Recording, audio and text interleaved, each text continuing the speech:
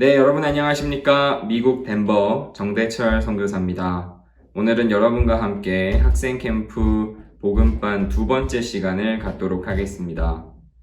오늘의 주제는 사단의 정체와 죄의 정의에 대해서 이야기를 해보도록 하겠습니다. 여러분, 제가 사는 미국은 인구가 거의 3억입니다. 굉장히 많죠. 그러다 보니까 정상적인 사람도 많이 있지만 또 특이한 사람도 많습니다. 이 나라 저 나라 많이 오기도 하고 여러 문화가 섞여 있기도 하고. 근데 옛날에 유명한 사건이 하나 있었습니다. 빌리 밀리건이라는 사람인데요. 이 사람은 다중인격자입니다. 여러분, 다중인격자라는 말 좀 들어보셨죠? 근데 이 사람은 다중인격자 치고도 굉장히 도를 지나쳤다라고 얘기할 수 있는데, 이 사람이 여자를 성폭행을 여러 차례 했습니다. 그래서 그 여자들의 진술을 바탕으로 몽타주를 작성을 했고, 그 몽타주를 토대로 경찰이 추적을 해서 결국엔 이 사람의 집을 찾았습니다. 그래서 이 사람의 집 문을 부시고 들어가서 딱 체포를 하려고 했습니다. 모든 것들이 피해자의 증언과 일치하는 증거품들, 또 몽타주와 100% 일치하는 사람, 모든 것들이 이 사람이 빌리 밀리건이라는 것을 이야기해 주었고, 경찰은 그대로 현장에서 그 사람을 잡았습니다. 그런데 너무 신기한 게 뭔지 아세요, 여러분? 이 사람이 잡혔으면 난 아닙니다. 왜 우리 집에서 이럽니까? 또는 죄송합니다. 제가 잘못했습니다. 이렇게 인정하든지 부인하든지 해야 되는데, 이 사람이 뭐라고 하냐면 갑자기 가녀린 목소리로 누구시죠? 왜 우리 집에 왔죠? 저는 낸인데요. 여기 빌리란 사람 없는데요. 경찰이 처음에는 이 사람이 이렇게 연기를 하는구나. 자기가 잡히기 싫으니까 연기를 하는구나. 해서 어쨌든 이 경찰서로 잡아왔습니다. 그리고 담당 변호사가 이 사람을 만나서 이야기를 하는데 이상한 거예요. 분명히 댄이라고 했었는데 변호사가 그 다음날 만난 사람은 켈리라는 다른 여자라고 자기 스스로를 소개를 하고 이야기를 했습니다. 그 사람은 진짜 빌리에 대해서 마치 전혀 모르는 것처럼 이야기를 했는데요. 변호사가 처음에는 이 사람 연기한다. 정신병인 척 하려고 하는구나. 그렇게 생각했는데 하루하루 만날 때마다 이 빌리가 연기가 아니라 실제 만날 때마다 다른 사람이 이야기하는 것처럼 이야기를 하더라는 거죠. 그래서 이 사람 안에 여러분 몇 가지 인격이 있었는지 아십니까? 무려 24가지예요. 24가지 인격체가 서로 돌아가면서 이야기를 하더라는 거죠. 나는 빌리입니다. 나는 댄입니다. 나는 켄입니다. 진짜 실제로 어느 날 변호사가 딱 만나니까 그날은 빌리가 빌리로서 있는 거예요. 너무 소름 끼치죠. 이 사람 안엔 24가지의 인격이 존재하고 그 24가지 인격이 돌아가면서 얘기한다는 거죠. 여러분, 저는 제가 구원받기 전에 때때로 저에게서 올라오는 생각 때문에 참 고통스러워한 적이 많았어요. 저는 제가 지난 시간에도 얘기했지만 전 착하게 살고 싶었거든요. 저는요, 제가 나쁜 짓을 많이 했습니다. 우리 학생들 앞에서 너무 부끄럽기도 하지만 저는 제 하나밖에 없는 누나를 굉장히 싫어했어요. 너무 싫어했습니다. 제 누님이 저보다 5살이 많은데 우리 누님은 정신지체 장애를 가지고 태어났어요. 날 때부터. 그래서 어렸을 때 제 기억에 우리 누나는 학교에서 친구들에게 많은 놀림을 받고 자랐습니다. 얼마나 힘들었겠어요. 근데 더 큰 건 하나밖에 없는 동생이 그 누나를 그렇게 부끄러워하고 싫어했다라는 겁니다. 저는 부모님이 안 계실 때 누나한테 욕을 하기도 하고 정말 안 좋은 행동을 많이 했습니다. 그게 제가 한 고등학교에 가서야 그제서야 제가 좀 비춰졌어요. 야, 그래도 너희 누나는 이 세상에 하나밖에 없고 그 누나는 널 사랑하잖아. 저희 누나는 저를 끔찍이 사랑합니다. 지금도 한국에 있어도 저에게 자주 연락도 하고 그렇게 하는데 제가 그때부터 이제 저희 누나한테 뭐 욕을 하거나 나쁘게 하지는 않았지만 착하게 살고 싶었습니다. 그래서 대학교에서 봉사활동도 하고 봉사활동 클럽에도 가입해서 활동도 함께 하고 그런데 제가 이해가 잘 안 되는 게 틈틈이 올라오는 악한 마음이 있는 거예요. 그리고 그 마음을 따라가다 보면 제가 너무 그 다음날 일어나서 후회할 때가 참 많더라는 거죠. 정말 그랬습니다. 저는 그때 그런 마음들이 올라올 때마다 억지로 누르려고 했거든요. 근데 억지로 누르려고 한다고 이게 눌러지는 게 아니라 제가 때때로 보면 그 올라오는 마음들에 지고 살 때가 더 많은 거예요. 여러분 민들레 아십니까? 여기 제가 사는 이곳에도 민들레가 굉장히 많아요. 그럼 저희 딸아이들이랑 밖에 나가면 애들이 민들레 꺾어가지고 후 불고 여러분도 그렇게 하신 적 있죠? 여러분 민들레는 그렇게 바람을 통해서 씨앗이 널리 퍼지잖아요. 근데 여러분 생각해 보십시오. 이 지구에 있는 모든 민들레 씨앗이 그렇게 바람에 날려서 땅에 이렇게 떨어져서 그 씨가 땅에 모든 민들레 씨가 심기고 거기서 민들레가 자란다면 아마 지구는 민들레판일 겁니다. 진짜 어딜 가나 민들레로 이제 완전히 뒤덮였겠죠. 여러분, 우리에게 생각이 그렇습니다. 우리는 하루에도 수만 가지 생각이 올라옵니다. 5만 가지 생각한다 하죠. 하루에 사람이 보통 5만 가지 생각이 이렇게 우리 마음을 두들기고 우리 마음을 스쳐 지나간다고 하는데 아주 작은 생각들 있잖아요. 뭐 밥 먹고 싶다, 놀고 싶다, 게임하고 싶다, 뭐 축구하고 싶다 등 수만 가지 생각이 우리를 찾아온다는 거죠.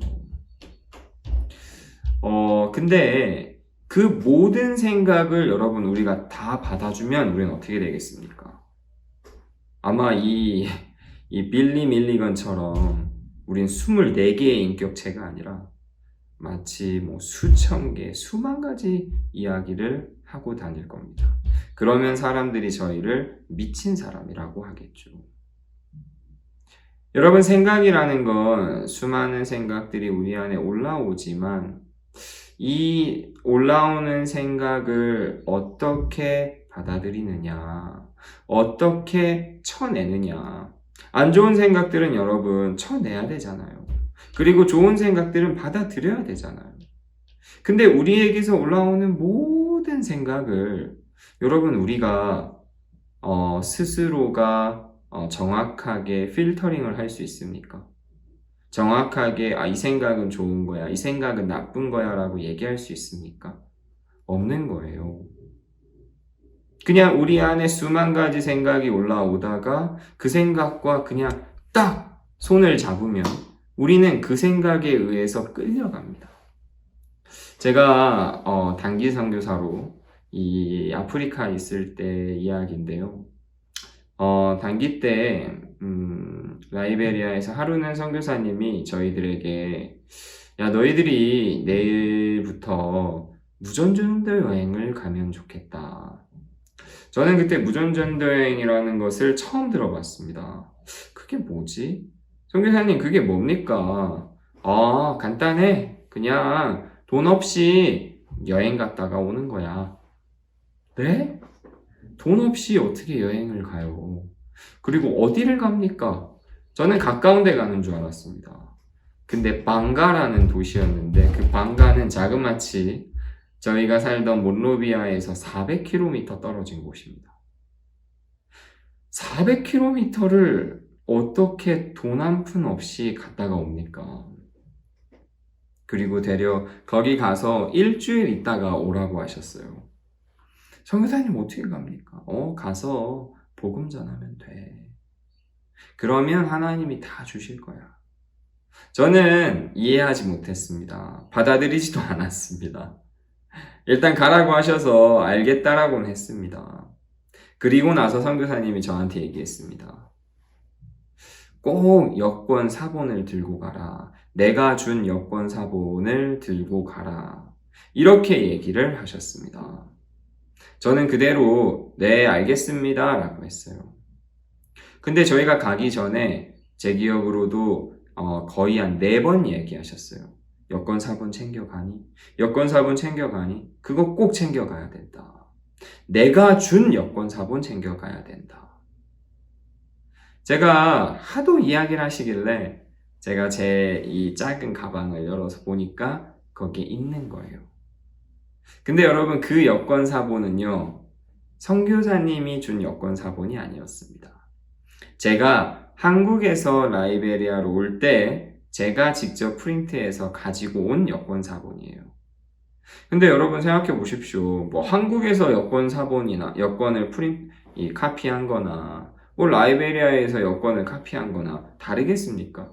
똑같죠. 그래서 저는 대수롭지 않게 뭐 여권 있네. 여권 사본 있네 하고 가자. 심지어 같이 가는 동생한테도 너 여권 사본 있지? 형. 그래 가자. 그렇게 하고 출발했습니다. 라이베리아 사람들은 참 마음이 착해서 우리가 차도 없는데도 이렇게 히치하이킹이라고 하죠. 이렇게 탁 손가락을 탁 치켜 세워주면 모두 다 쓰진 않지만 이렇게 뜨문뜨문 사람들이 섭니다. 그래서 어디 갑니까? 내가 방가를 갑니다. 사람들이 막 웃더라고요. 방가를 어떻게 가려고 그러냐고 이렇게. 우린 갑니다. 그래서 여러분 자그마치 400km 되는 곳을 히치하이킹으로만 갔어요. 가서 저는 가만히 있고 같이 갔던 동생이 이렇게 복음을 전하고 하면서 거기에 계신 사람들이 저희를 극진히 대접해 주셨습니다.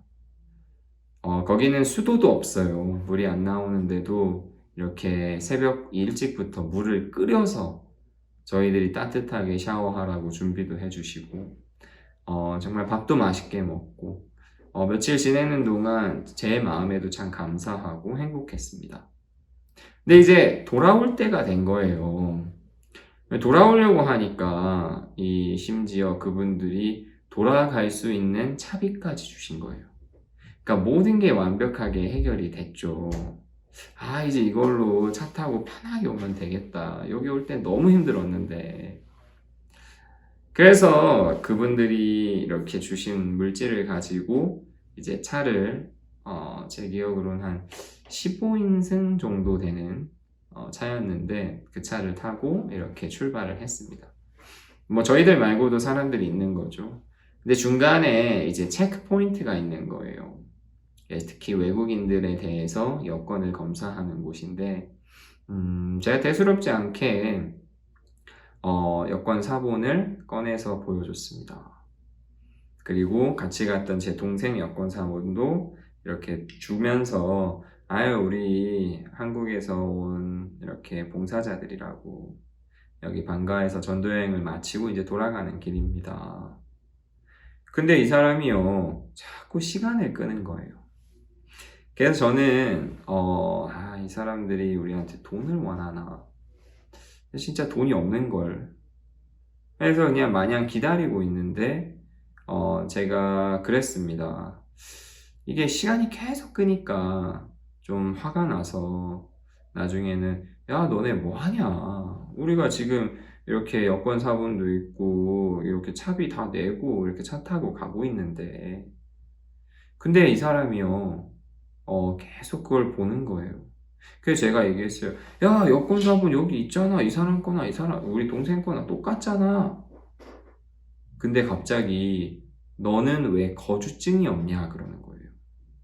여러분, 거주증이라는 건 이제 그 나라에 제가 합법적인 이제 비자가 없으니까 이 거주할 수 있는 증이 있습니다. 그것만 있으면 지내는데 문제가 없는데 그 거주증이 저한테 없다는 거예요. 무슨 소리냐? 나는 거주할 수 있기 때문에 내가 온 거다. 근데 그러면서 그분이 이 제 서류와 제 여권 사본과 제 같이 갔던 동생의 여권 사본을 딱 뒤집는 거예요. 근데 딱 뒤집는데 그 뒷면에 제 여권 사본 뒷면에는 백지였고 같이 갔던 동생 여권 사본 뒷면에는 거주증 도장이 찍혀 있는 거예요. 제가 그 순간 아차 싶은 거예요. 그러면서 그때 누구의 말이 떠올랐겠어요? 선교사님이 하신 이야기가 떠오르는 거예요. 꼭 내가 준 여권 사본을 챙겨라. 여러분, 저는 그거 건성으로 들었거든요. 대충 듣고 뭐 있는데 뭐 그냥 쭉 열어보고 여기 있잖아. 뭐 여권 사본 뭐 한국에서 온 거나 여기서 찍은 거나 똑같지. 근데 선교사님이 만들어주신 여권 사본과 제 여권 사본은 큰 차이가 있는 거예요. 여권은 똑같을지 몰라도 그 뒷면에 라이베리아에 거주할 수 있는 거주증 도장이 찍혀 있는 거예요. 그때부터 이 사람이 야, 네 동생은 있는데 넌 왜 없냐? 너 이거 없으면 불법이다. 너 어디서 온 거냐? 그러면서 저희가 어디로 갔는지 아세요? 이민국에 있는 감옥으로 간 거예요. 그날 진짜 많은 생각이 들었습니다.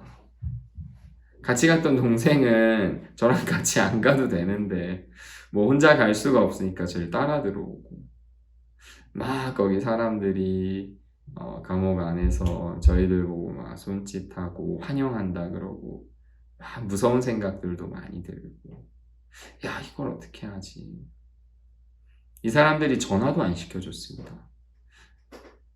뭐 물질도 없고 아무것도 없으니까요. 뭘 어떻게 해야 될지 모르겠더라고요. 나중에 밤이 됐습니다. 야, 진짜 여기서 하루를 보내야 되나? 근데 그때 제가 그분들한테 내가 전화 한 통만 하게 해주십시오. 그래서 선교사님과 전화 통화가 되고 선교사님이 그 이민국 그 직원하고 통화를 하면서 감사하게도 그날 밤에 바로 나올 수가 있었습니다. 또 저는 차비가 이제 없고 차는 이미 떠났기 때문에 그 늦은 밤에 또 히치하이킹을 해가지고 이제 그 다음날 아주 몰골이 말이 아니었죠. 초췌한 모습으로 이제 돌아왔습니다. 여러분, 제가 누구의 생각을 받아들인 겁니까?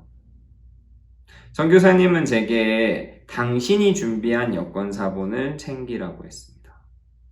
그런데 저는 그 음성을 듣는 게 아니라 어떻게 했다고요? 제가 준비한, 제가 한국에서 만든 여권 사본을 가지고 갔습니다. 왜요? 생각이 하나 들어온 거죠. 이거나 저거나 똑같은 거 아니야? 뭘 가져가면 어때? 여러분도 혹시 이런 경험 있으세요? 여러분이 생각할 때, 이거 문제 없는데, 아무것도 아닌데, 라고 쉽게 그 생각을 받아들이고 따랐다가 크게 후회하신 적이 있습니까? 저는 그런 적이 참 많았어요, 여러분. 어쩌면 우스갯소리일 수도 있지만, 저는 이때 그 일이 제 마음에 참 많이 남아요. 내가 내 생각을 믿으려고 할 때, 그래. 내 생각을 따라간 결과가 어땠지? 내게서 올라오는 생각을 따라간 결과가 어땠지? 여러분, 우리 성경 한 구절 보도록 하겠습니다. 요한복음 13장 2절입니다. 요한복음 13장 2절.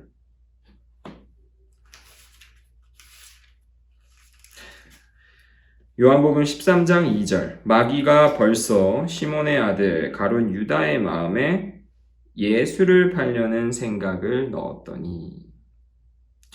여러분, 성경을 모르는 분을 위해 잠시 설명드리면, 예수님이 12제자와 함께 하실 때 예수님이 예언하셨습니다. 너희 중에 나를 팔 사람이 있다.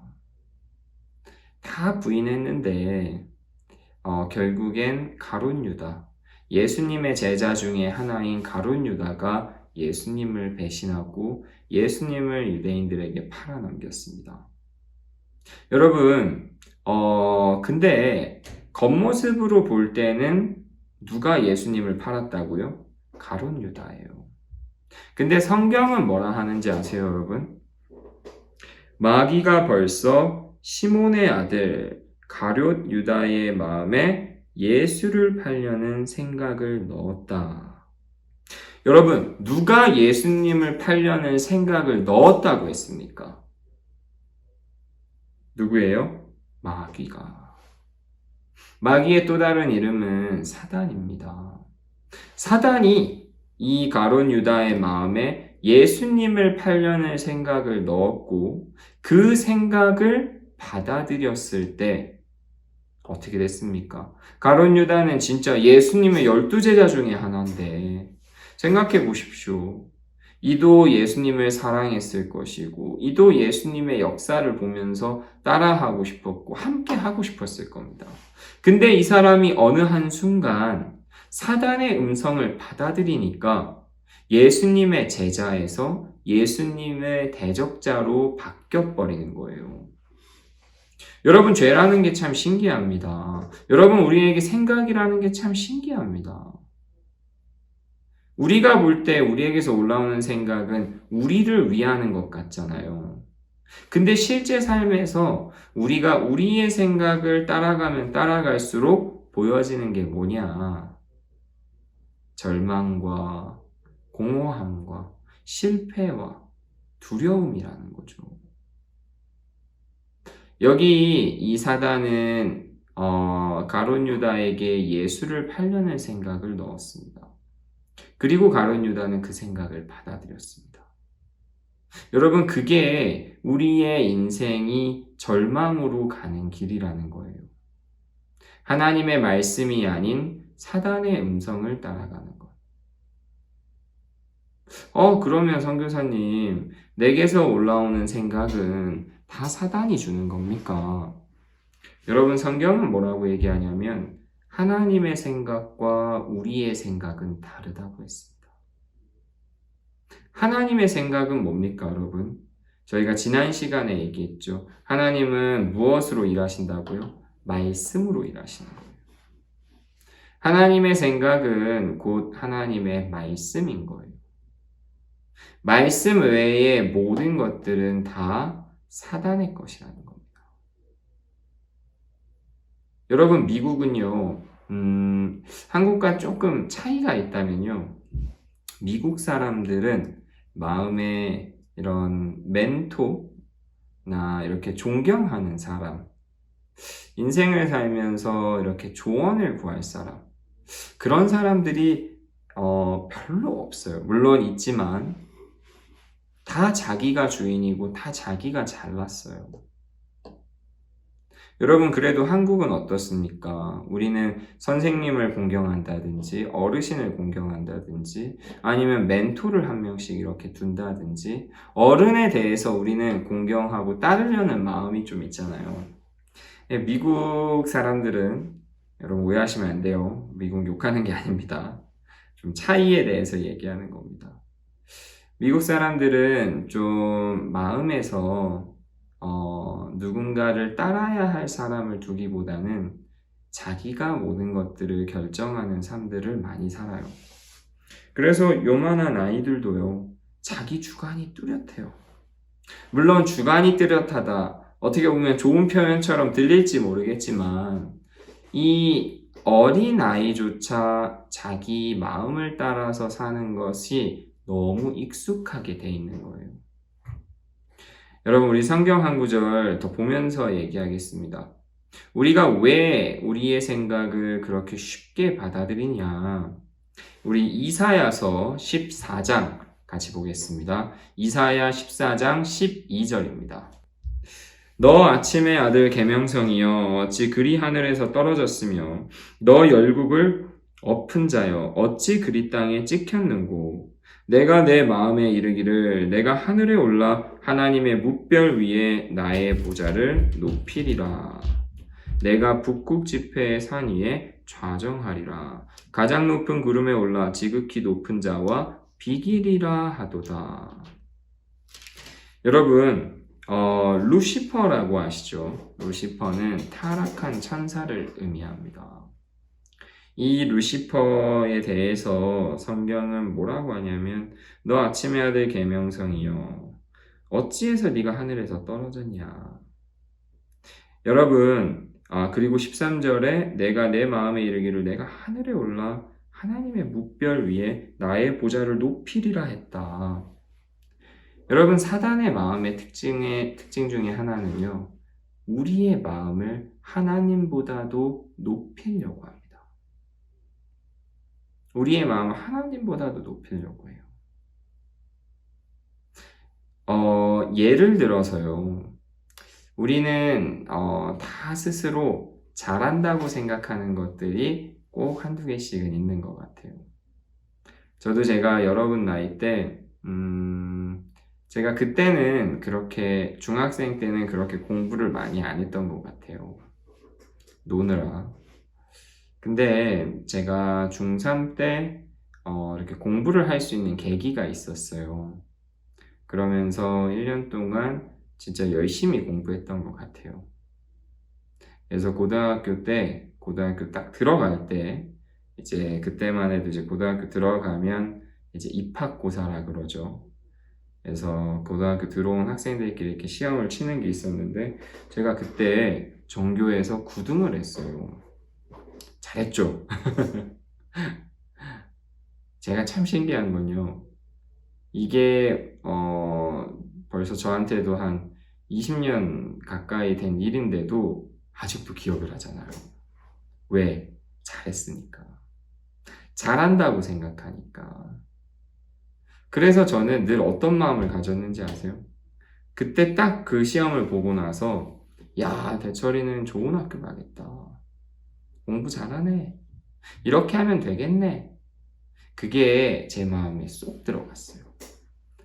그래서 늘 어떤 마음을 갖고 있었냐면 나는 공부를 하면 할 수 있어. 나는 그래도 공부를 하면 잘할 수 있어. 나는 그래도 공부를 하면 딴 사람들보다 어느 정도는 잘할 수 있어. 그 마음이 있으니까 제가요, 공부를 잘 안 하는 거예요. 그리고 제가 원했던 학교를 가지는 못했어요. 여러분, 그게 사실은 사단이라는 거예요. 우리 마음을 계속해서 높이는 거예요. 무엇을 통해서? 잘하는 것을 통해서. 여러분, 학교에 싸움 잘하는 친구들은 어떻습니까? 싸움을 잘하는데 겸손한 친구들을 찾기는 조금 어려워요. 여러분 학교는 모르겠지만, 싸움을 잘하는 친구들은 되레 거만하고 교만할 경우가 참 많습니다. 왜요? 자기가 싸움 하나 잘한다 싶으니까 남을 다 무시할 수 있는 거예요. 또 싸움을 떠나서 공부 잘하는 애들, 뭐 노래를 잘한다든지, 아니면 요즘엔 여러분 유튜브가 대세인데 유튜브라도 하나 잘해보십시오.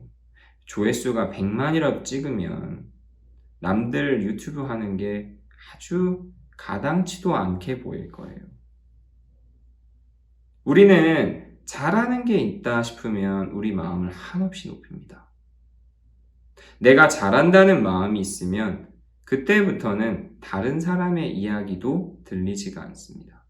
그리고 다른 사람과 마음을 나눌 필요도 없고 교류를 할 일도 없어집니다. 근데 그 사람의 결말은 결국엔 어려워지고 굉장히 깊은 절망 속으로 빠지는 경우가 너무나도 많습니다. 여러분, 그게 사단의 특징이에요. 사단은 우리 마음을 높여서 하나님보다도 더 높은 위치에 두어서 하나님의 말씀을 받아들일 수 없도록 이끕니다. 정말 많은 사람들이 그냥 이 세상에 태어나서 그런 것에 익숙하게 자랐어요. 그러니까 여기 계신 여러분도 이 복음밥 말씀을 들으면서 꼭 생각해 보셔야 될 부분이, 야, 그래, 나는 내가 나에 대해서 어떻게 생각했지? 나는 내가 나에 대해서 몇 점을 줄 수 있지? 한번 종이와 펜을 꺼내서 적어 보십시오. 여러분은 여러분에 대해서 몇 점을 주고 있습니까? 100점 만점이라 그러면 몇 점을 주시겠습니까? 90점이요? 80점? 70점? 아니면 100점? 심지어 200점 쓸 수 있는 사람도 있을지 모르겠는데, 여러분, 대부분의 사람들은 자기가 괜찮다라고 생각하는 게 있어요. 봉사활동을 하는 사람들은 봉사활동하는 대로 자기 스스로를 괜찮다고 여기는 게 있어요. 또 성경을 읽는 사람들은 또 성경을 읽는 사람대로 자기 스스로를, 아유, 저 사람 성경도 안 봐. 저 사람 성경도 몰라. 이런 마음들을 우리가 쉽게 가질 때가 있다라는 겁니다. 여러분, 우리 마음이 이렇게 괜찮다고 생각하면 우리 마음은 높아집니다. 여러분, 물이라는 건 어디서 어디로 흐릅니까? 우리가 첫 번째 시간 때 콜로라도 강물에 대해서 얘기했는데, 콜로라도 산 자체가요, 거의 우리로 치면은 3,000m, 4,000m 정도 돼요. 그 위에서부터 눈이 녹아서 물이 점점 위에서부터 내려오는 거잖아요. 그래서 그 물들이 라스베가스나 LA도 가서 그곳에 도시들을 이렇게 건설한 것처럼 이 물은 위에서부터 아래로 흐르게 돼 있습니다. 하나님의 말씀도 마찬가지입니다. 하나님의 말씀은 지극히 높은 곳에 있고, 그때 우리 마음이 낮은 위치에 있으면 그 말씀을 받아들이는 건 어렵지 않습니다. 하지만 그 말씀보다도 내 마음이 더 높으면 절대로 말씀은 우리 마음에 들어올 수가 없습니다. 왜요? 마음이 높은 사람들의 특징 중에 하나는 절대로 남을 믿거나 하기보단 자기의 생각을 훨씬 믿습니다. 특히나 말씀과 자기 생각이 다르면 어때요? 당연히 자기의 생각을 고집하고 주장하는 겁니다. 여러분, 우리 성경 또 한 구절 보도록 하겠습니다. 요한복음 16장 9절입니다. 요한복음 16장 9절. 요한복음 16장 9절. 죄에 대하여라 함은 저희가 나를 믿지 아니하며. 여러분, 오늘 이거 기억하셔야 됩니다. 죄가 뭐라고요? 선교사님, 죄는 거짓말 아니에요? 선교사님, 죄는 뭐 사람을 미워하는 거 아니에요? 사람을 때리는 거 아니에요? 뭐 돈을 훔친다든지 이런 게 죄 아니에요? 라고 이야기할 수 있습니다. 여러분, 근데요, 그것은 죄라고 하지 않고 죄의 증상이라고 하는 거예요. 예를 들어 여러분이 감기에 걸리면 어떻습니까? 감기가 왜 걸리죠, 여러분? 그냥 가만히 있는데 걸리는 게 아니라 감기 바이러스가 우리 몸에 들어오고, 우리 몸에서 원래 이 면역 체계가 있어서 이 외부의 균이 들어올 때 그 면역 체계가 싸워줌으로써 이 면역 체계가 싸워서 이기면 감기에 걸리지 않지만 지면 그 바이러스로 말미암아 우리가 감기에 걸리는 거예요. 그럼 감기에 걸리면 어떤 증상들이 나타납니까, 여러분? 콧물이 흐른다든지, 재채기를 한다든지, 기침을 한다든지, 머리가 아프다든지, 많은 증상들이 이렇게 나타날 겁니다. 여러분, 그렇다고 감기에 걸리면 재채기만 없애면 되는 겁니까? 열만 잡으면 되는 겁니까? 아니요. 감기 바이러스가 끝나야 되는 거예요. 그래서 우리가 뭐 사람을 미워한다든지 돈을 훔친다든지 거짓말을 한다든지 이런 것들은 죄의 증상이지 그것 자체를 죄라고 볼 수가 없습니다. 여기 성경이 말하는 죄는 나를 믿지 아니하며 즉 하나님을 믿지 않는 것, 즉 하나님의 말씀을 믿지 않는 것을 이야기합니다. 아, 하나님의 말씀을 믿지 않는 게 죄구나. 자, 그럼 좀 전에 얘기한 것처럼 왜 사람들이 하나님의 말씀을 믿지 않는다고요?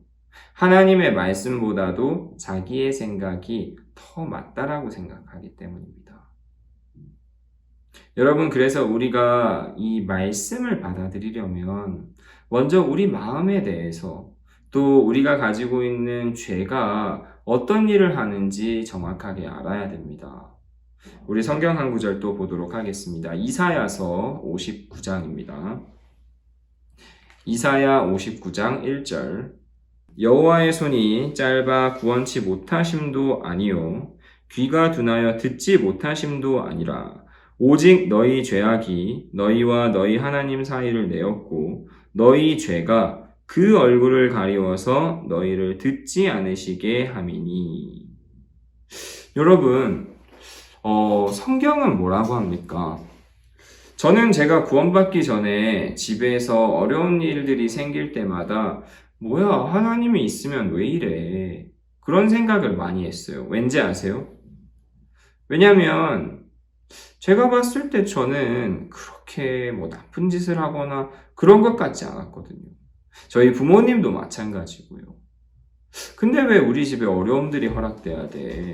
왜 우리 집에 어려움들이 생겨야 돼? 그런 생각을 많이 하면서 계속해서 그냥 막연하게 착하게 살려고 했습니다. 근데 여러분 성경은 뭐라고 합니까? 여호와의 손이 짧아 구원치 못하심도 아니요 귀가 둔하여 듣지 못하심도 아니다. 이게 뭐지? 여호와의 손이 하나님의 손이 짧아서 우리를 구원치 못하시는 것도 아니고 하나님의 귀가 둔해서 내 이야기를 듣지 못하시는 것도 아니다. 근데 왜 하나님 내 이야기를 안 들으시는 것 같지? 그 해답이 2절에 나옵니다. 오직 너희 죄악이 너희와 너희 하나님 사이를 내었고 너희 죄가 그 얼굴을 가리워서 너희를 듣지 않으시게 함이니. 자, 여러분 쉽게 말해서요. 여기 이 리모컨이 있습니다. 작은 리모컨인데요. 이 리모컨이 저와 이 시계가 있는데 사이를 가로막고 있는 거예요.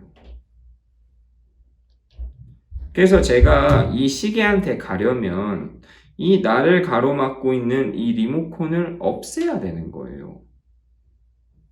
내가 능력이 없는 게 아니고 못 가는 것이 아니라 이게 가로막고 있으니까 이 리모컨을 없애야 되는 겁니다.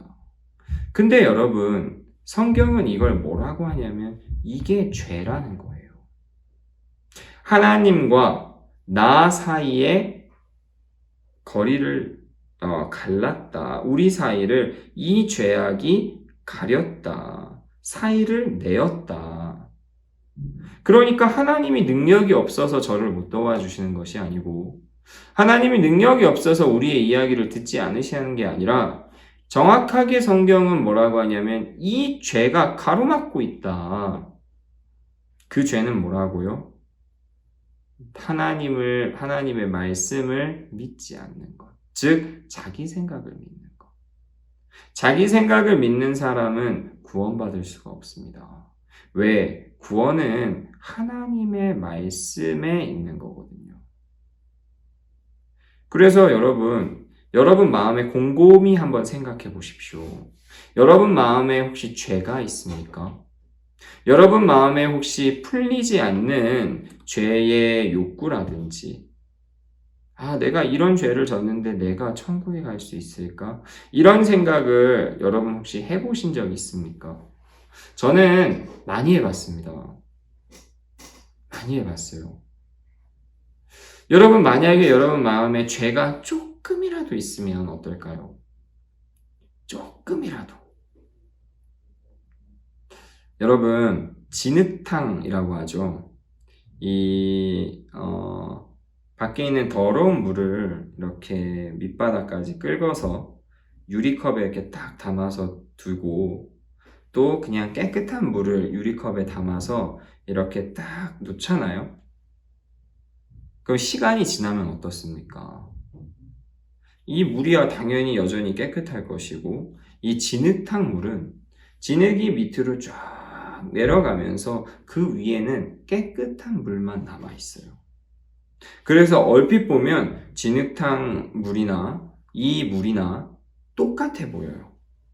근데 여러분, 만약에 이 진흙탕 물을 젓가락으로 휘휘 저으면 어떻게 됩니까? 또 이 물을 휘휘 저으면 어떻게 됩니까? 이 물은 아무 문제 없죠. 휘젓든 뭘 하든 여전히 맑은 물일 건데, 이 진흙탕 물은 휘저으면 밑에 깔려있던 그 진흙들이 올라오면서 새까만 더러운 물이 됩니다. 여러분, 여러분이 아무리 착하게 산다 할지라도, 여러분이 아무리 선을 행하고 살려고 할지라도, 여러분 마음에 깔려있는 죄들, 여러분 마음에 이 죄를 정확하게 해결하지 못한다면, 여러분이 아무리 좋은 학생으로 살아가려고 해도 하나님은 여러분을 도울 수가 없습니다. 왜요? 여러분의 노력이 부족해서요? 왜요? 여러분의 정성이 부족해서요? 아니요. 여러분의 죄가 여러분과 하나님을 가로막고 있는 거예요. 그러면 어떻게 해야 됩니까? 어떻게 해야 됩니까? 굉장히 간단해요. 그러면 그 죄를 없애면 되는 거예요. 자, 이 죄를 없애야 되는데 많은 사람들은 이 죄를 어떻게 없애려고 합니까? 여러분, 이제 죄를, 그래, 내가 죄만 없어지면 하나님이 내 이야기도 듣고, 죄만 없어지면 하나님이 나를 다 도우신다는 거구나. 여러분, 혹시 그런 생각 하실 수 있어요. 주님, 내 죄를 사해 주세요. 라고 기도해 보신 분 있습니까? 한번 기도해 보신 분 손 한번 들어보세요. 네, 이렇게 몇 분 계시는데, 저도 많이 그랬어요. 저도 제가 교회를 옛날에 많이 다니진 않았지만, 그래도 제 마음에, 그래도 하나님 있으면 내 죄를 용서해 주십시오. 근데 여러분 그거 아십니까? 여러분이 기도하는 그 기도는 하나님이 듣지 아니하세요. 선교사님, 그게 지금 무슨 얘기입니까? 제가 지금까지 제 죄를 사해달라고 기도했는데 그러면 그건 아무 소용 없는 거였습니까? 죄송합니다. 아무 소용이 없습니다. 성경이 그렇게 이야기해요. 여러분, 우리 요한복음 9장 31절 같이 보겠습니다. 요한복음 9장 31절입니다.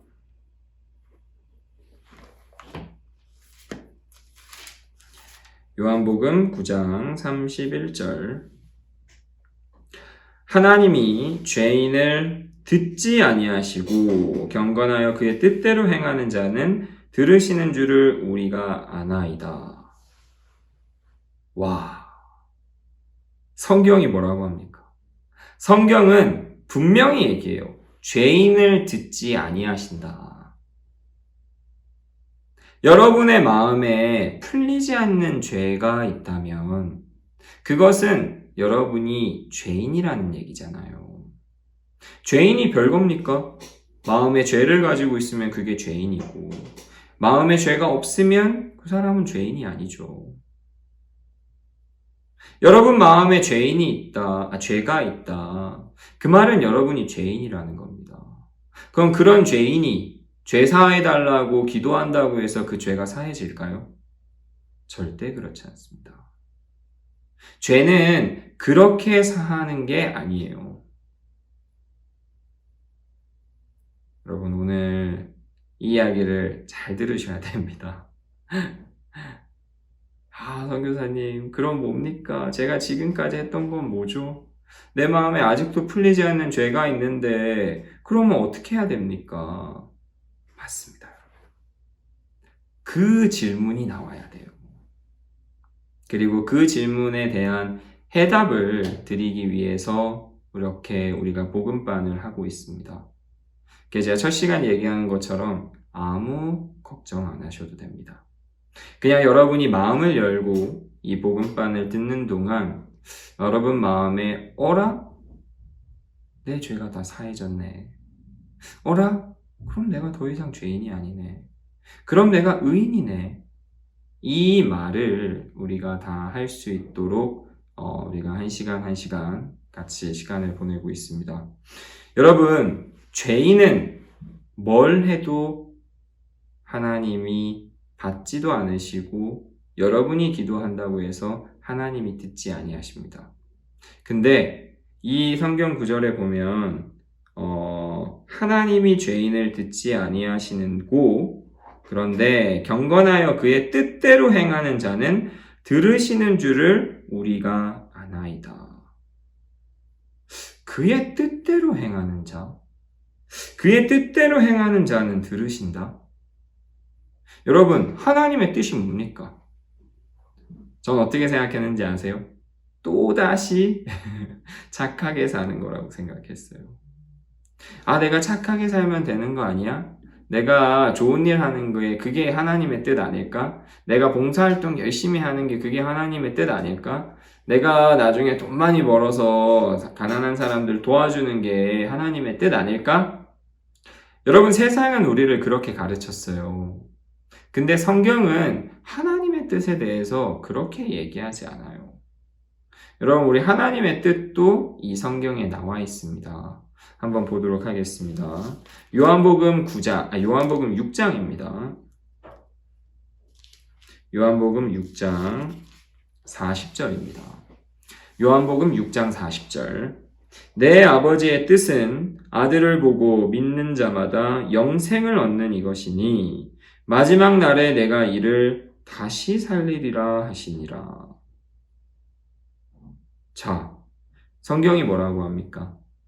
내 아버지의 뜻.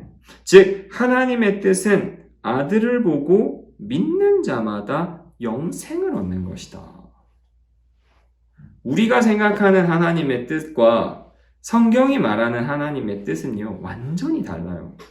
우리는 하나님의 뜻을 행하는 자라야 라고 하니까 어때요? 뭔가를 자꾸 해야 될 것 같아요. 뭔가를 자꾸 이뤄야 될 것 같고, 뭔가를 자꾸 해야 될 것 같고. 그게 우리가 가지고 있는 생각인데, 하나님은 뭐라고 하시냐면, 야, 내가 너를 향한 뜻은 네가 내 아들을 믿고 영생을 얻는 거야. 즉 뭡니까? 하나님의 뜻은요, 우리가 천국에 가길 바라시는 거예요. 천국에 가길 바라신다. 여러분, 한번 생각해 보십시오. 여러분, BTS 좋아합니까? 좋아하는 분도 있고 안 좋아하는 분도 있을 수 있지만 이건 미국에도요, BTS의 인기는 굉장합니다. 그 아미라고 이제 팬클럽 아시죠? 아미로 활동하는 학생들도 굉장히 많고요. 많은 미국의 학생들이 BTS를 좋아하는데, 여러분, BTS라는 그룹이 어떤 새로운 댄스를 배운다. 그들한테는 그게 그렇게 어렵지 않을 거예요. 근데 저는 춤 잘 못 추거든요. 만약에 똑같은 댄스를 놓고 BTS도 연습을 시작하고 저도 연습을 시작하면 여러분, 누가 더 빨리 배우겠습니까? 말할 것도 없죠. BTS일 거예요. 그리고 저는 아무리 연습을 해도 제가 춤을 추는 건 별로 그렇게 멋있어 보이지 않을 겁니다. 왜요? 저에게는 그런 능력이 없어요. 그런 능력이 없어요. 근데 BTS는 춤을 추는 데 있어서 노래도 저보다 훨씬 잘할 거고 그런 능력이 있기 때문에 하라고 하면 쉽게 할 수 있을 거라는 거죠. 여러분, 하나님이 뭐라고 했습니까?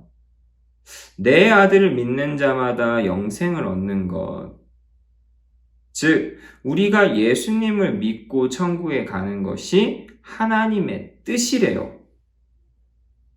그럼 하나님이 뜻을 품었으면 하나님은 이 천지들을 만드신 분인데 이 온 세상을 만드신 이가 하나님인데 하나님이 뜻을 정하고 우리를 천국에 보내려고 하시면 되겠습니까? 안 되겠습니까? 그건 BTS가 댄스를 배우려고 하는 것보다도 훨씬 쉬울 거예요. 제가 하려고 하면 할 수 없지만 하나님이 하려고 하시면 그거는요, 아무런 문제가 되지 않아요. 왜? 하나님은 능력이 있으시니까. 그 하나님의 뜻이 우리더러 네가 예수님을 믿고 천국에 가는 게 우리 아버지 하나님의 뜻이야. 자, 오늘 우리가 사단에 대해서 이야기하고 죄에 대해서 좀 이야기를 했습니다.